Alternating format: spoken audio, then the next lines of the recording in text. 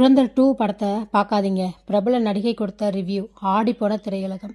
கடந்த சில வாரங்களாகவே எங்கு திரும்பினாலும் துரந்தர் துரந்தர் என மக்கள் ஒரே படத்தை பற்றி பேசிட்டு இருக்காங்க. காரணம், இந்த படத்துடைய முதல் பாகம் வெளியாகி மக்கள் மத்தியில் பலத்த வரவேற்பினை பெற்றதோடு அதிக வசூலையும் பெற்றிருக்கு.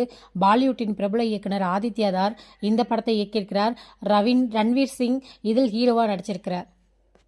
இந்த இரண்டாம் பாகத்திற்கும் ஆரம்பத்திலேயே பெரிய எதிர்பார்ப்பு இருந்தது.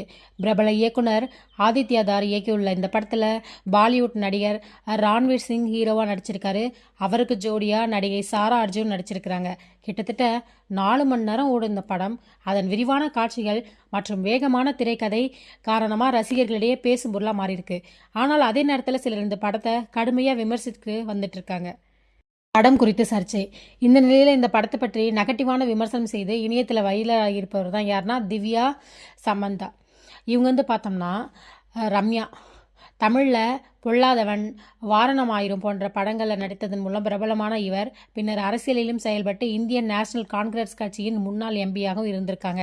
இவர் தனது எக்ஸ்பதிவில் ட்விட்டரில் துரந்தர் 2 படத்தை மிகவும் கடுமையாக விமர்சிச்சிருக்கிறாரு.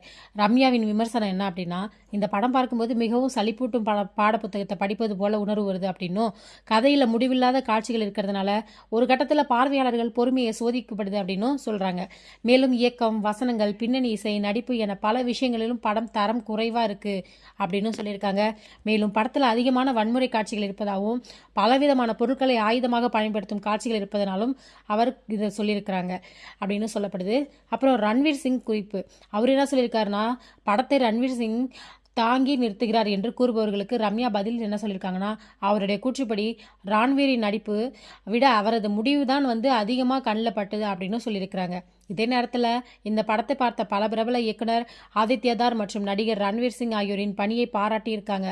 அவர்கள் அல்லு அர்ஜுன், ராம் சரண், எஸ் ராஜமௌலி அண்ட் ராம்கோபால் வர்மா போன்ற பலர் சொல்லியிருக்கிறாங்க. ஆனால் பாலிவுட் நடிகை மற்றும் ரன்வீர் சிங்கின் மனைவியான தீபிகா படுகோனே இந்த படம் குறித்து எந்த கருத்தும் தெரிவிக்காதது கூட தற்போது ரசிகர்கள் மத்தியில் பேசும் பொருளாக மாறியிருக்கு.